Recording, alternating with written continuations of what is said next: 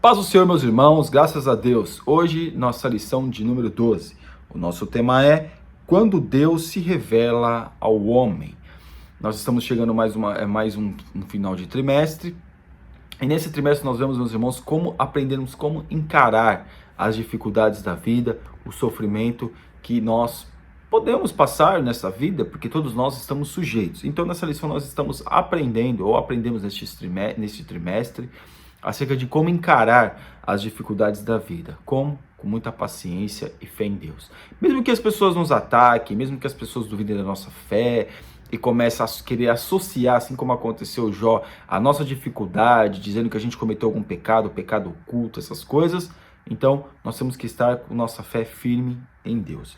Nosso textuário que está em Jó capítulo 40, versículo 6, diz assim: Então o Senhor respondeu a Jó desde a tempestade. Irmãos, Deus às vezes pode falar no vento, Deus pode falar na tempestade, Deus pode falar na brisa, Deus fala quando Ele quer, da forma que Ele quer, como Ele quiser. Ele é Deus Todo-Poderoso. E com Elias Ele falou ali numa brisa suave, e com Jó Ele falou no meio ali do redemoinho de uma tempestade. Porque Deus se revela quando Ele quer, da forma que Ele quer. Com Moisés Ele se revelou ali na sarça ardente, que a sarça não se consumia. Para cada um Deus se revela de uma forma. Então, nós temos que entender que cada um Deus vai trabalhar de uma forma, porque nós somos pessoas diferentes, mas Deus ama todos nós iguais. Nós somos iguais diante de Deus. Verdade prática, mesmo transcendente e distinto de sua criação, Deus se revela ao homem mortal. Mesmo o homem sendo uma criação de Deus, sendo um pecador, um rebelde, um ser que muitas vezes mais reclama do que adora, mais reclama do que busca a Ele, conhecer a Ele, Ele ama e Ele se revela, meus irmãos. Deus não tem nenhuma obrigação de se revelar a nós. Deus não tem obrigação nenhuma de se revelar a nós, de vir, hoje eu vou orar e Deus vai ter que aparecer na minha sala, eu vou ter que ver Deus. É esse tipo de coisa. O que Deus nos garante é o cuidado conosco. Agora, se revelar para nós, como muitos exigem que Deus faça, irmãos, Deus não tem obrigação nenhuma de fazer isso e Deus muitas vezes não vai fazer isso. Aqui em Jó, na nossa leitura bíblica em classe, que está em Jó 38, do 1 ao 4, 39, do 1 ao 6, 40, do 15 ao 18, e versículo 24, e 41, do 1 ao 3, no versículo de número 1 do capítulo 38, depois disso o Senhor respondeu a Jó, deu um redemoinho e disse. O que Deus disse, meus irmãos? Tudo aquilo que Jó achou que sabia de Deus. Então agora Deus, pela sua infinita misericórdia, depois que Jó ter falado, se queixado e ter debatido com seus amigos, toda aquela coisa, Deus resolve falar com Jó. Mas Deus não fala da forma que Jó gostaria de ouvir. Deus fala para Jó da forma que ele queria falar. E assim aqui no versículo 2, quem é este que escurece o conselho com palavras sem conhecimento? Agora cinge os seus lombos como um homem e perguntar-te-ei, e tu responde-me. Onde estava tu quando eu fundava a terra? Faze-mo saber se tens inteligência. Jó faz várias perguntas para Deus. No capítulo 36, 36. E agora Deus não responde nenhuma pergunta de Jó. Mas agora Deus vai fazer, alguns dizem que 70 perguntas para Jó. E Jó não tem condições de responder nenhuma. Sabe por quê, meus irmãos? Porque nós não sabemos de nada. Quando a gente pensa que Deus vai vir pela direita, Deus vem pela esquerda. Quando a gente pensa que Deus vai vir por cima, Deus vem por baixo. Deus não tem por baixo no sentido da direção. Nós não temos o controle, meus irmãos. Nós não somos nada. Eu sou espiritual, nós não somos nada. Deus é Deus. E aqui Jó, e mesmo que Deus tinha aprovado Jó para passar por aquela prova e aprovou Jó naquela situação, Deus não tem obrigação nenhuma de explicar o porquê Jó estava passando por aquilo. Deus não explicou nada para Jó. Deus fez as perguntas para Jó e Jó não tinha condições de responder as perguntas. Nossa introdução. Nesta lição vamos estudar como Deus se revelou a Jó e dialogou com o patriarca. Esse episódio marca o ápice do livro de Jó, pois mostra a quebra do silêncio divino. Ao longo desse estudo, veremos que as respostas de Deus não são precisas segundo o objetivo, a objetividade que os humanos esperam. Irmãos, não foi exatamente uma resposta que Deus deu para Jó.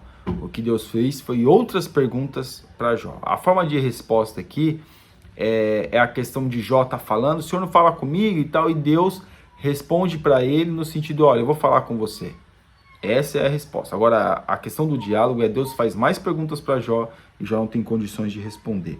No tópico 1, a revelação de um Deus pessoal. Parte 1. O Deus que tem voz. O Altíssimo havia falado nos 2 primeiros capítulos, mas essa fala era totalmente desconhecida por Jó e seus amigos ao longo do livro. É aquilo que nós falamos. Ninguém sabia o que estava acontecendo no reino espiritual, no mundo espiritual, mas Deus sabia. Então Deus falou acerca de Jó. Só que Deus não falou mais nada. E agora Deus resolve falar. Por quê? Porque Deus é um Deus que fala. Nós temos um Deus que dialoga conosco. Não é um Deus que simplesmente, que a gente vai lá, faz uma petição e ele tem que responder. Muitos encaram Deus assim. Eu tenho que pedir, ele tem que me responder. Eu tenho que pedir algo, ele tem que me dar. Não, meus irmãos, Deus, ele quer dialogar com o homem. Aqui nós vemos um exemplo. Por quê? Porque Deus, o nosso Deus é um Deus que tem voz, é um Deus que fala com o homem. É um Deus que quer falar, dialogar com o homem, quer saber o que o homem está sentindo. E claro que a gente às vezes não tem uma voz audível, Senhor, que nem aquela conversa, eu vou sentar e vou falar, Espírito Santo senta do meu lado. Isso é uma analogia, isso é um simbolismo. Claro, meus irmãos, a gente escuta a voz de Deus, mas não às vezes Deus, você fala, a mesma coisa que você fala com uma pessoa. Às vezes a gente escuta a voz de Deus no sentido do nosso interior, como nós devemos agir. Se a gente sente paz ou não sente paz. É dessa forma que Deus fala conosco. Mas aqui nessa passagem aqui, Deus falou, tudo indica que essas palavras no redemoinho realmente aconteceu e essas perguntas foram feitas assim do jeito que está escrito no livro. Mas na parte 2, a poderosa manifestação de Deus. A cena, sem dúvida, é impactante, parecida com a da pesca e a da pesca maravilhosa. Quando Simão Pedro, após seguir a orientação de Jesus, pegou uma grande quantidade de peixes, ao recolher as redes que havia lançado, imediatamente exclamou, Senhor, ausenta-te de mim, porque sou um homem pecador. É um exemplo de como Deus pode se manifestar. Aqui Jesus, aqui nessa passagem, se manifestou através de um milagre. Ele não acreditava muito, mas Jesus se manifestou através do milagre, e ele disse, olha, afasta de mim que eu sou um homem pecador. Mas nós vemos que Deus, ele se manifesta, meus irmãos, ele dá oportunidade para todos, para o pecador, para o que está na presença dele, para todos é dada oportunidade. Por quê? Porque aqui, como está muito bem aqui na nossa lição, Deus se manifesta. Deus é o Deus que se manifesta ao homem. Claro, meus irmãos, Deus não vai aparecer, como eu já disse, em forma corpórea, como eu já até falei em outras lições, de forma corpórea. E vai sentar na mesa, como aconteceu algumas aparições no Antigo Testamento acerca de alguns seres espirituais. No Novo Testamento não precisa dessa confirmação para nós crermos na Bíblia. Porque nós cremos por aquilo que Jesus já colocou para nós, aquilo que está escrito. Então nós temos que crer na palavra de Deus, na manifestação de Deus, através da sua palavra. Nós temos que crer na manifestação de Deus em nossa vida através da sua palavra, a Bíblia Sagrada. Parte 3. O Deus que está presente. Expositores bíblicos destacam que Deus se revela como Jeová, o Deus do pacto. É claro, meus irmãos, aí tem vários nomes e várias questões, e aqui ainda vai dizer mais. Nesse contexto, Jó clama por encontrar a Deus, chegar ao seu trono. Esse era o grande dilema do homem de Uz, pensar que Deus o havia abandonado. Irmãos, claro, as questões são várias, as perguntas são muitas, acerca da manifestação de Deus na nossa vida. Claro, essa é uma questão muito grande. Mas aqui, existe aqui uma questão que Deus vai falar com ele, porque Deus não nos abandona, irmãos. Nós sabemos que Jesus, o Cristo, Deus Todo-Poderoso, não abandona o homem. Mesmo a humanidade caída do jeito que está, Deus não abandona a humanidade caída do jeito que está. Porque se não fosse a intervenção de Deus nessa terra, o diabo já tinha fulminado todo mundo. A maioria das pessoas, os incrédulos, como o ímpio, o diabo tinha arrebentado mesmo com a vida dessas pessoas. Mas Deus, pela sua infinita misericórdia, permite que o homem fique vivo para que ele venha ter a oportunidade de ver a bondade e a grandeza de Deus para se converter e se arrepender dos seus pecados. Mas muitos hoje, a teologia do ateísmo está levando a que Deus não existe. E aí, se eu não me engano, Nietzsche vai dizer, olha, se Deus não existe, tudo é permitido. Mas se ele existe, não pode ser tudo permitido. Então a humanidade quer levar a situação da ausência de Deus nesse mundo para que tudo venha a ser permitido. E nós sabemos, irmãos, tudo não é permitido. E Deus, ele existe. E Deus, ele existe. Tópico 2. A revelação de um Deus sábio. Na Mecânica Celeste, parte 1. Deus convida Jó a contemplar o universo e vê-lo como funciona. Olha que interessante. Deus, depois de tudo aquilo que Jó tinha vivido e passado, agora Deus chama ele a um diálogo e vai apresentando para ele, claro, ele não entendeu, mas apresentando para ele a criação, como que Deus faz as coisas, como que funciona essa engrenagem no nosso mundo físico. Deus estava dizendo para Jó. Na Dinâmica da Vida, parte 2. Se Jó não sabia sobre a ordem da criação, muito menos sabia sobre a providência divina para mantê-la. Jó deveria ser capaz de responder as seguintes questões. Como veio existir a criação? Como ela é preservada? Saberia Jó explicar como Deus faz alimentar os leões e seus filhotes? Como as cabras montesas conseguiam dar cria a seus filhotes e protegê-los dos predadores? E sobre o jumento e o boi selvagem? O avestruz, o cavalo de guerra, o falcão, a águia.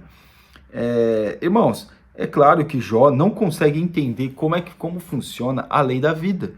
E nós, depois de muitos e muitos anos, pesquisas, o homem pouco sabe dessas questões. Ele tem explicações para isso, mas na sua totalidade, não sabe.